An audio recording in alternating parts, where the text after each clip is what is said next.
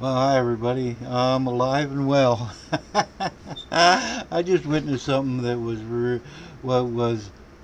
hilarious in a way. Uh, it was a video by Silver Futures praising and talking, mentioning bar none. Uh, Ernie got in the comment and a few others, and it was the perfect example of silver goobly gob, where no one, everyone could tell you what they shoulda, woulda, coulda, wanted done today, and everybody can give you the reasons why they shoulda, woulda, coulda got in today, and no one can give you a fucking chart that'll tell you what the fuck's going to happen tomorrow, next week, next month, or what the price of silver will be next year. And some people pay for these some of these services. And why the hell you'd pay for somebody to tell you what happened today when there's 100 different sites from Kitco on down the line to Coinflation to AppMex, where you can go and check the price of silver. AppMex changes it every 10 minutes. Kitco's got one that's standing, running minute by minute, and they all can show you what's going on. None of them can show you what's going to go on. So uh, anybody that subscribes is wasting their money when they could be buying silver.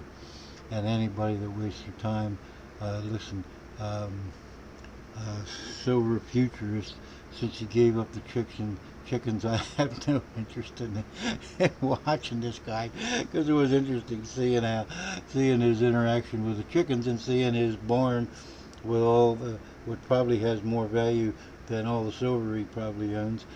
Seeing his barn with all those relics and antique tools that he has. But anyway, that's just one of many things that has been bothering me.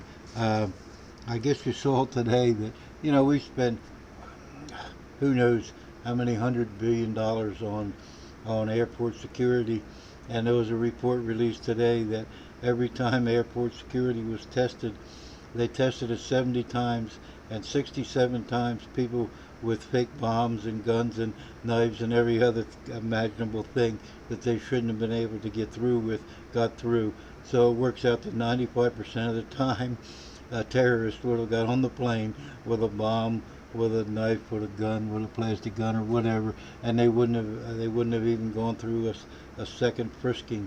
They'd have just been passed through. Here, just grab your ticket and get on the plane.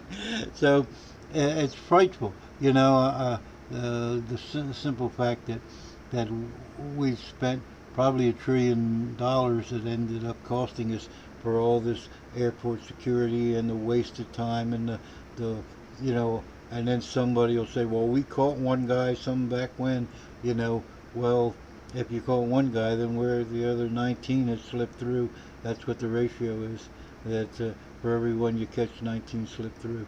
And really, who did you catch? I'm not quite sure. I've been able to locate that information. So it's all crazy. And now we got a report coming out today that the Israelis finally have the capability of refueling in flight, and what that means is now they can make it to Iran and back. And of course, eventually, if we don't, they're going to bomb Iran and they're going to call it a defensive action. Yet you throw one unguided rocket into Israel, and everybody goes crazy, even though you're starving, you're preventing medication, and you're preventing from rebuilding 1.5 million people on the Gaza Strip.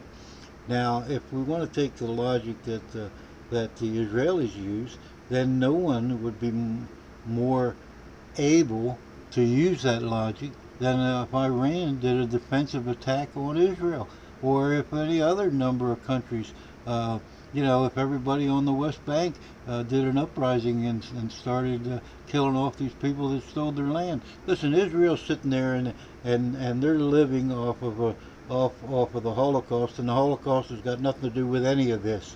You can guarantee yourself on that they go around and they kill whoever the fuck they want, but yet and they call it in defense. When is it a defense to fly 1,000 miles and bomb somebody. How's that a fucking defense? But that's what they do, and that's what they do best.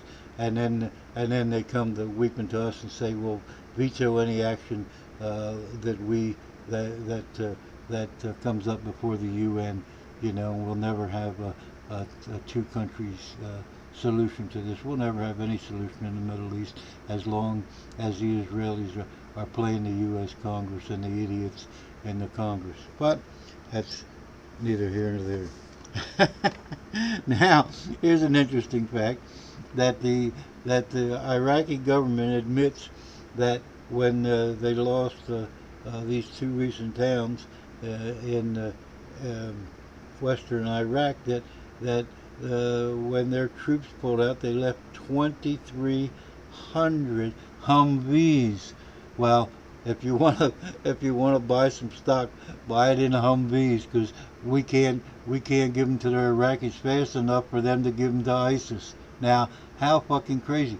Now you're telling me these people, when they fled and they turned their tail and ran, these Iraqi supposedly troops that we've been training for 8 fucking years. We can train a Marine for 6 weeks and send them out to the front lines. We can do that with the Navy, the Army, the Air Force, Coast Guard, whatever. But yet 8 years and we can't train a fucking Iraqi? What the hell? I mean, how stupid was Bush and how stupid was Rumsfeld and Cheney and these people, all war criminals. But what do?